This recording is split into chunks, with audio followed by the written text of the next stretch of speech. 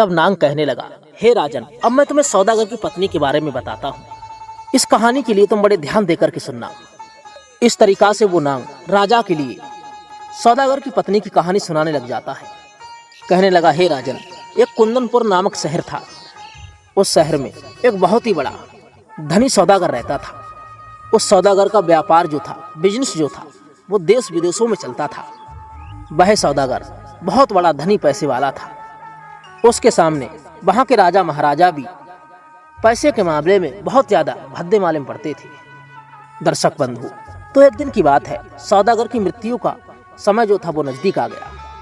सौदागर जिस समय पर मरने की स्थिति में था, तो एक दिन की बात है, सौदागर ने अपने बेटे के लिए अपने पास में बुलाया और कहा, हे बेटा, अब मेरा अंतिम समय आ गया है, मैं जा रहा हूँ। आज के बाद मैं फिर कभी भी नहीं लौटूंगा। अब तुम इस दुनिया में अकेले ही रह जाओगे। अकेले रह करके तुम्हें इस व्यापार के लिए चलाना है। इसलिए बेटा, आज तुम मेरे द्वारा बताई गई कुछ बातों के लिए सीख लो, ताकि जीवन में तुम्हारे लिए काम दें, तुम कभी भी अपने जीवन में दुखी ना रहो। दर्शक बंधु, तब नीलकंठ समझाता है, प्रिय, इस बात को सुनकर के वह सौदागर का आज्ञाकारी पुत्र अपने पिता के इन बातों के लिए बड़े ध्यान के साथ में सुनने लगता है।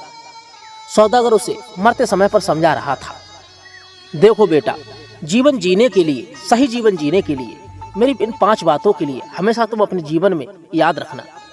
यदि तुमने ये 5 बातें अपने जीवन में गांठ में बांध करके रख ली, तो कभी भी तुम अपने जीवन में दुखी नहीं रहोगे। तो दर्शक बंधु, उधर वो नाग राजा से कहने लगा। तब सौदागर मरते समय पर अपने पुत्र से कहने लगा, मेरी इन 5 बातों को याद रखना। और पहली बात तो है कि तुम दुकान पर कभी भी धूप में मत जाना, हमेशा ठंडे मौसम में ही जाना, छाया छाया में ही जाना। दूसरी बात है, तुम रोज भोजन में चावल ही खाना। और तीसरी बात है, तुम हर हफ्ते एक नई पत्नी लेकर के आना।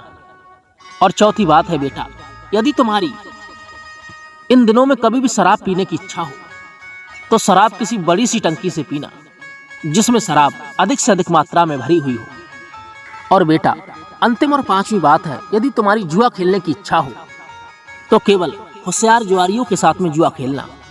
दर्शक बंधु, नीलकंठ समझाता है, प्रिय, ये 5 बातें सौदागर ने अपने से बेटा के लिए मरते समय पर समझाई थी। इतना कहने के बाद में सौदागर का अंत हो जाता है। तब नीलकंठ समझाता है, प्रिय, इधर सौदागर के मरने के बाद में सौदागर का जो बेटा था वो बहुत ज्यादा हताश निराश हो जाता है। अपने पिता की मृत्यु पर अब तो सौदागर का बेटा खूब ज्यादा आंसू ढरकाता है, बहुत ज्यादा रोता है। उसके बाद में अपने पिता का अंतिम संस्कार करता है और पिता की सभी क्रियाओं से निवृत्त होने के बाद में मन में वह बेटा विचार करने लगा कि मेरे पिता ने मरते समय पर मुझे 5 शिक्षाएं दी। अब तो मुझे अपने पिता के ना होने पर अपने जीवन में मेरे पिता के द्वारा बताई गई इन 5 बातों को जीवन में उतारना चाहिए, इन पर अमल करना चाहिए। प्रिय मित्रों, नीलकंठ समझाता है, हे प्रिय, इधर नांग समझाता है कि हे राजन, सौदागर का जो बेटा था वो अभी नौजवान ही था। उसने अपने पिता की 5 बातों का अर्थ जो था वो गलत निकाल लिया, क्योंकि सौदागर का बेटा अपने पिता की प्रत्येक बातों के लिए मानता था, कभी भी अपने पिता की बातों का उल्लंघन नहीं किया करता था। लेकिन वो भोला भाला उन बातों का सही अर्थ नहीं समझ पाया। वास्तविक में उन बातों का जो मतलब था वो मतलब नहीं समझ पाया, उनके शब्दों के भावार्थ को नहीं समझ पाया। उसने अपने पिता की पहली बात का पालन इस ढंग से किया, क्योंकि उसके पिता सौदागर ने पहली बात ये बताई थी कि बेटा, जब भी तुम कभी भी दुकान पर जाओ तो कभी धूप में मत जाना, हमेशा छाया में जाना।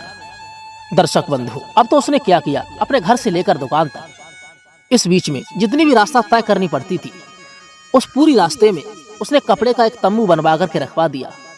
पूरे मार्ग में उसने इस तरीका से कपड़े से वो रास्ता ढकवा दिया कि उसे अब धूप देखने के लिए ही ना मिले। उसकी एक बेवकूफ़ी ने उसका बहुत ज्यादा पैसा खर्च करवा दिया। अब तो रोजाना वो अपनी दुकान पर छाया में ही जाता था। उसके ऐसे बर्ताव को देखकर, व्यवहार को देखकर के उसके जो मित्र थे उसके पागलपन पर हंसते थे कि इसका पिता भी बहुत बड़ा पागल व्यक्ति था, जो अपने बेटा के लिए ऐसी शिक्षा देकर के गया है, और उसका बेटा भी पागल है, जिसने उसकी बातों के लिए अपने जीवन में मूर्खता पूर्वक तो उतार ली है।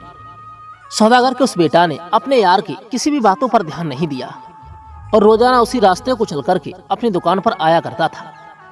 उसके पिता ने दूसरी बात समझाई थी, हमेशा तुम जब भी भोजन करो तो केवल चावल का ही भोजन करना। तब उसने अपने रसोइयों के लिए हुक्म दिया कि मुझे खाने में रोजाना चावल ही बनाए जाए। दर्शक बंधु, अब तो जैसा कि उसके पिता ने कहा था, वो रोज ही चावलों का सेवन किया करता था। अब तो भोजन में भी उसका बहुत ज्यादा पैसा खर्च होने लगा। जिस प्रकार से सौदागर की तीसरी बात थी कि हर हफ्ते एक नई पत्नी को लाया जाए। दर्शक बंधु, नीलकंठ समझाता है, प्रिय, हर हफ्ते पत्नी बदलने वाली बात उस सौदागर के बेटे के लिए बहुत महंगी पड़ने लगी, क्योंकि हर हफ्ते एक नई पत्नी भला कहां से आए। अब आखिर एक हफ्ते बाद एक स्त्री के लिए कहां तक बदला जाए। इस सौदागर के बेटे के सामने एक बहुत ही बड़ी जटिल समस्या थी। आखिर अब पिता की बातों का पालन कैसे किया जाए। फिर उसने मन में ठान ली, अब चाहे जो कुछ भी हो, मैं अपनी पिता की बातों का पालन जरूर ही करूंगा। दर्शक बंधु, फिर उसके बाद में उसने क्या किया, अपनी ब्याहता पत्नी के लिए अपने घर से निकाल दिया और दूसरी पत्नी से विवाह रचा लिया। अब तो वो सिर्फ एक पत्नी के लिए अपने घर में सिर्फ एक हफ्ते तक ही रखता था। उसके बाद में उस पत्नी के लिए घर से निकाल देता था। हर हफ्ते एक नया विवाह करने से उसकी बहुत बड़ी धन की हानि हो रही थी और जो लड़की उससे विवाह करके आती थी उसकी जिंदगी भी बर्बाद हो जाती थी।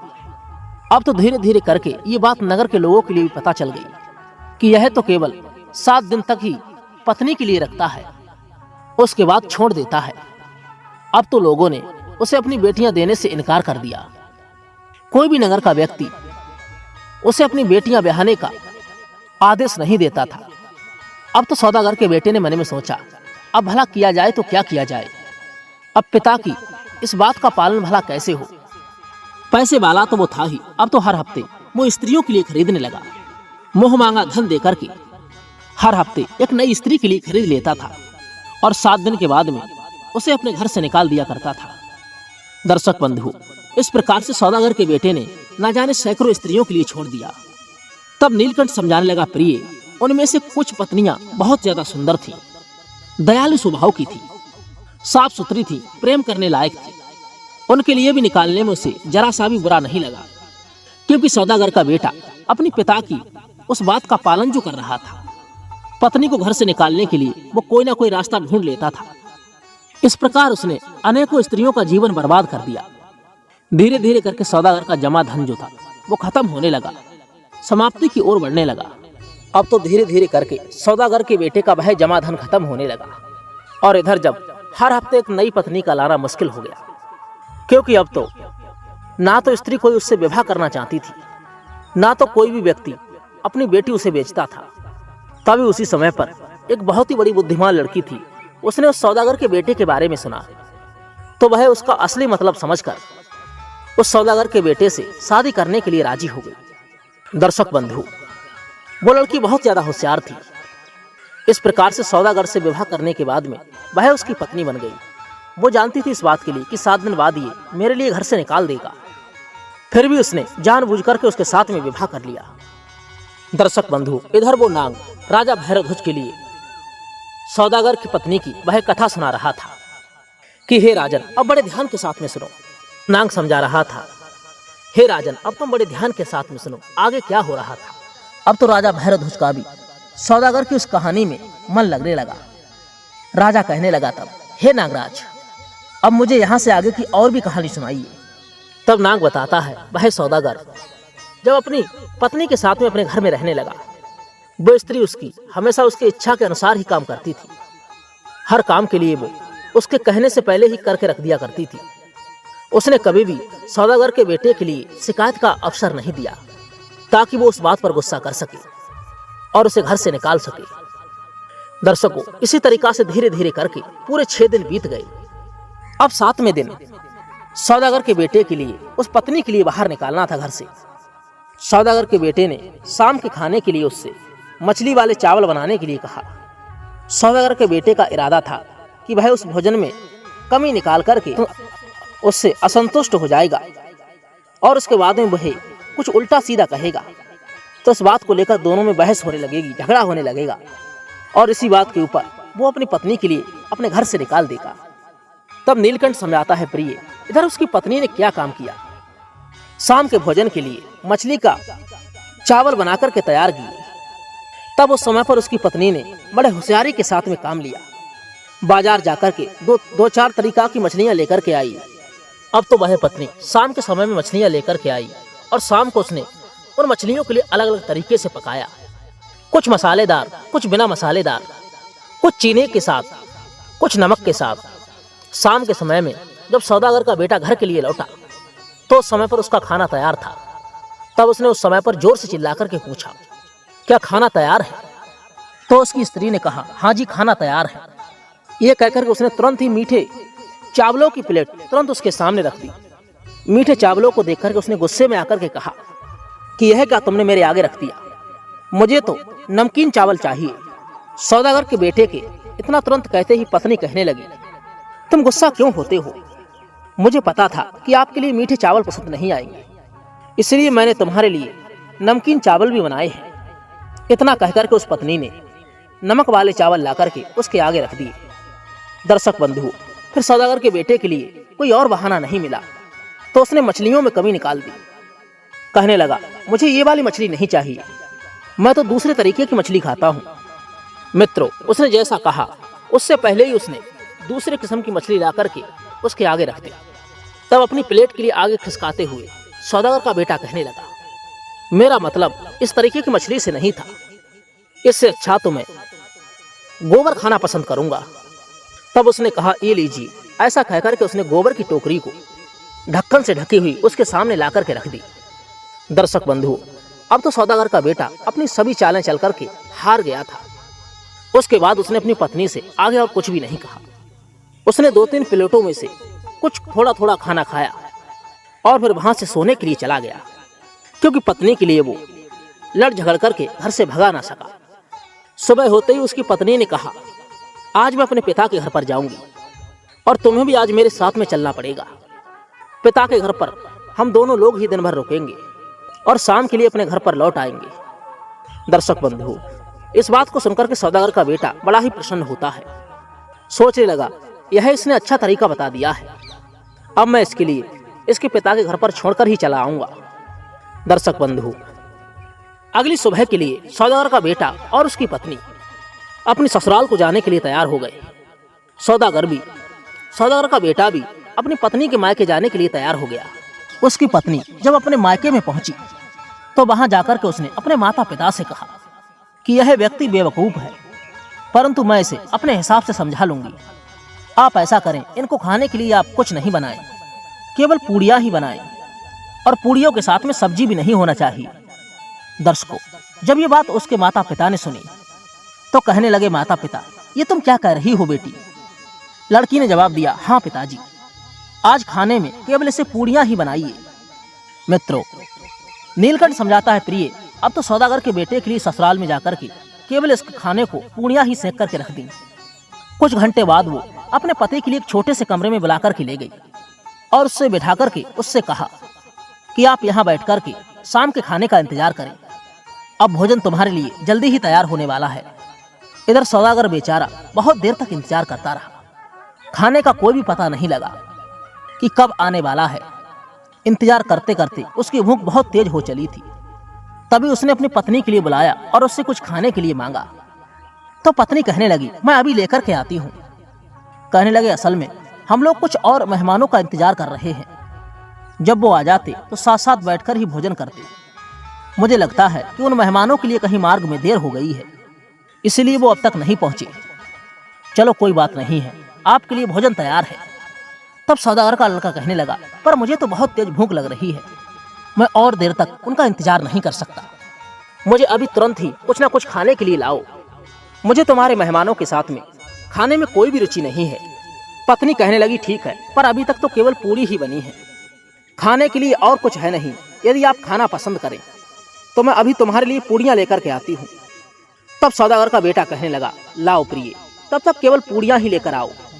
दर्शक बंधु, सौदागर के बेटे के ऐसा कहने पर पत्नी ने लाकर के तुरंत ही उसे पूड़ियां दे दी। सौदागर के बेटे के लिए इतनी तेजी से भूख लगी थी कि वो बिना सब्जी के ही पूड़ियां खाने लगा। भूख में उसे पूड़ियों में इतना ज्यादा स्वाद आ रहा था कि इतना तो कभी उन चावलों में भी नहीं आया था, और वो रोजाना चावलों को खा खा करके ऊब चुका था। कहने लगा, आज तो इन पूड़ियों में चावलों से भी ज्यादा स्वाद आ रहा है। तब मौका देख करके पत्नी कहने लगी, तब आप घर में रह करके चावलों के लिए क्यों पसंद करते थे, क्यों चावलों के लिए खाते थे? तब सौदागर का बेटा कहने लगा, हे प्रिय, मैं अपने पिता के वचनों का पालन कर रहा था। मरते समय पर मेरे पिता ने मुझसे ऐसा करने के लिए कहा था। पत्नी समझ गई। पत्नी कहने लगी, आपने उनके वचनों का मतलब गलत समझ लिया है। तब सौदागर का लड़का कहने लगा, नहीं प्रिय, मैंने उनके वचनों का कोई भी गलत आंसर नहीं निकाला। उन्होंने मुझे 5 वचन दिए थे, 5 सलाहें दी थी। फिर उसके पिता ने उसे जो कुछ भी बताया था, वे 5 बातें सौदागर के बेटे ने अपनी पत्नी के लिए बताई। पत्नी कहने लगी, इसीलिए आपने घर से अपनी दुकान का जो रास्ता है वो ढक कर के रखा है।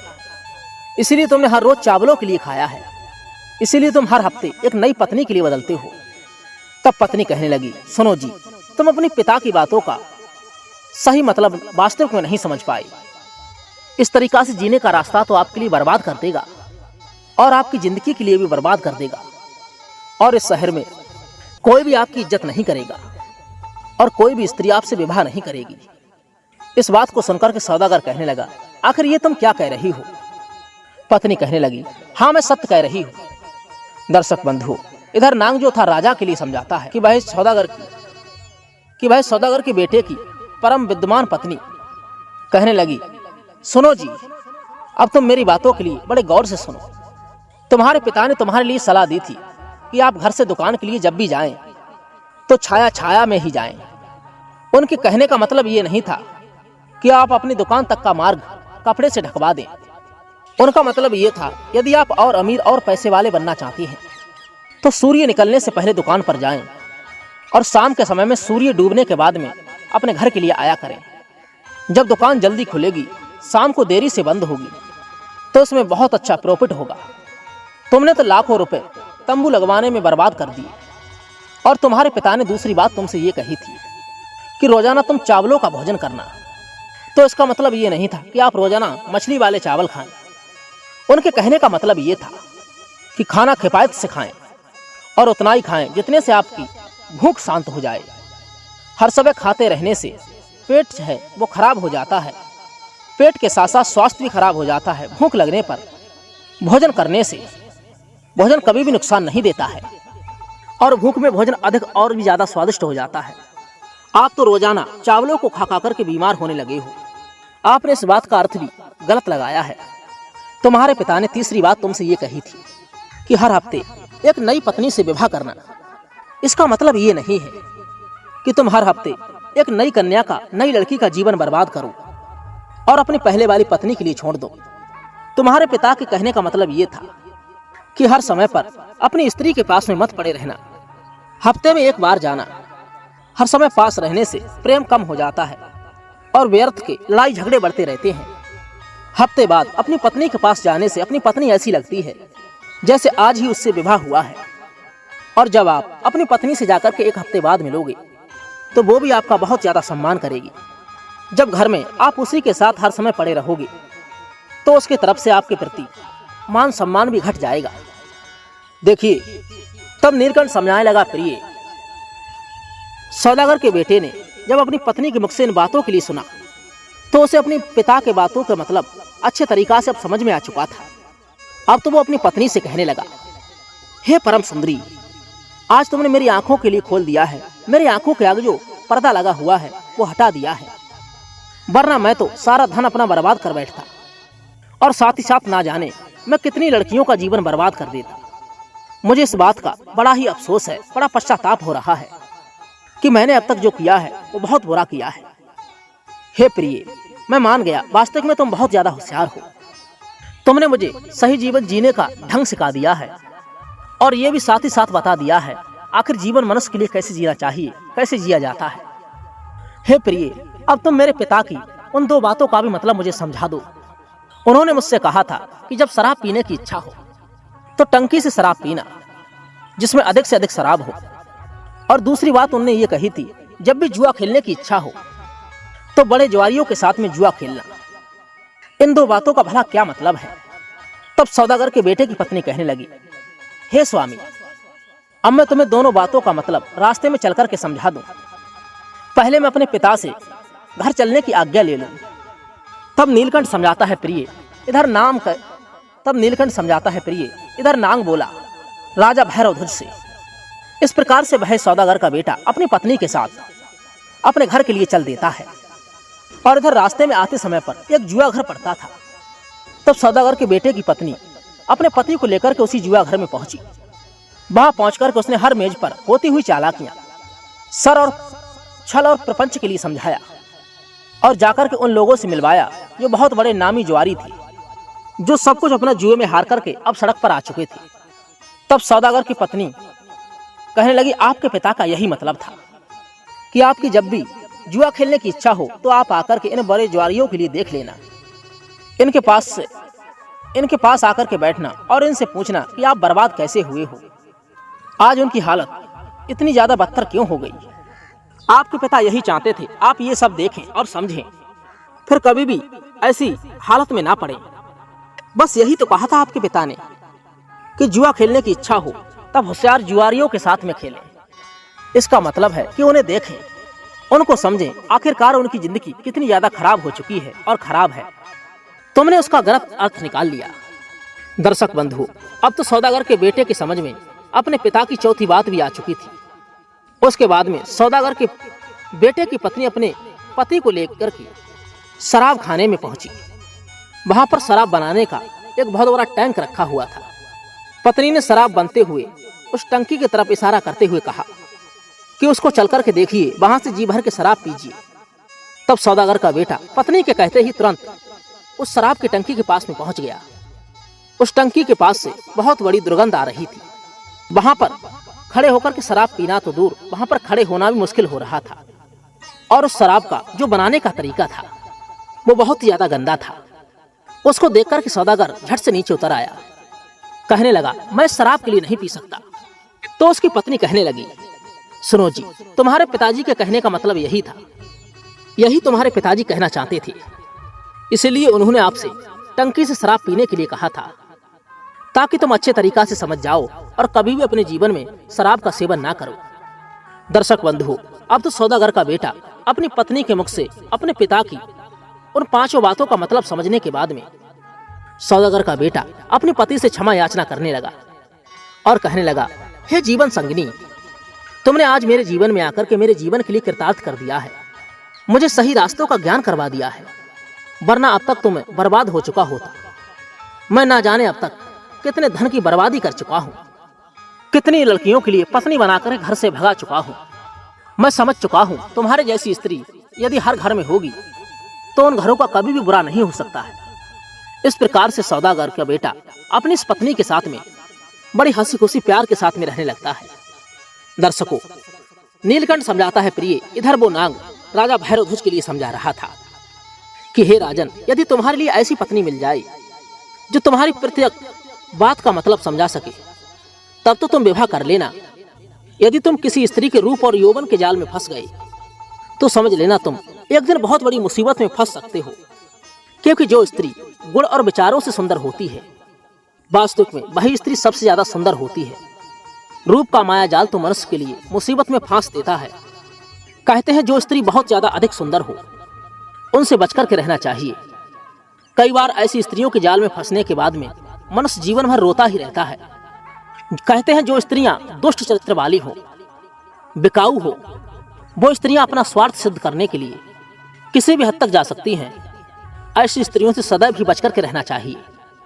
और जो स्त्रियां धन की भूखी हो, पति की भूखी ना हो, वो सिर्फ एक छलावा होता है। पति के प्रति प्रेम नाम का उनके अंदर जरा सा भी अंश नहीं होता है। उनकी नजर सिर्फ आपके धन पर ही होती है। धन लूटने के बाद में वे इस प्रकार से मनुष्य के लिए निकाल करके अपने दिल से फेंक देती हैं, जैसे दूध से मक्खी निकाल करके फेंक दी जाती है। जो स्त्री क्रोधमुखी हो उस स्त्री से सदैव भी बचकर के रहना चाहिए। क्रोध वाली स्त्रियां सदैव अपने पति के लिए अपनी कटु वाणी से चोट पहुंचाती रहती हैं। दुष्ट्या भार्या सट मित्रम मृतस्थ चोत्रदायका स सर्पे ग्रह वासु मृत्यु रेव न संशया। कहते हैं जिस घर में दुष्ट स्त्रियां होती हैं, मूर्ख मित्र होता है, जवाब देने वाला नौकर होता है, और घर के अंदर यदि सर्प रहता है तो ऐसे में मृत्यु कभी भी आ सकती है। दर्शक बंधु, इस प्रकार से उस नाग ने राजा भैरवध्वज के लिए ये कहानी सुनाई और इधर तब तक प्रातःकाल हो जाता है। दर्शक बंधु, वो नाग यही तो चाहता था कि राजा का जो समय है मेरी कहानी में ही बीत जाए और वह राक्षसी के पास जाने से बच जाए। इधर जब प्रातःकाल हो जाता है तो राजा रुक जाता है और सोचता है ये रात तो ऐसे ही निकल गई, आज की रात मैं उससे मिलने के लिए जरूर जाऊंगा। इधर राजा भैरवध्वज शाम होने का इंतजार करने लगता है। दर्शक बंधु, अगले दिन वो नाग राजा भैरवध्वज के लिए कैसे रोकता है, ये जानकारी आप अगले भाग में सुनेंगे दर्शक बंधु, अगली वीडियो में। तब तक के लिए हमारी तरफ से सभी दर्शक बंधुओं के लिए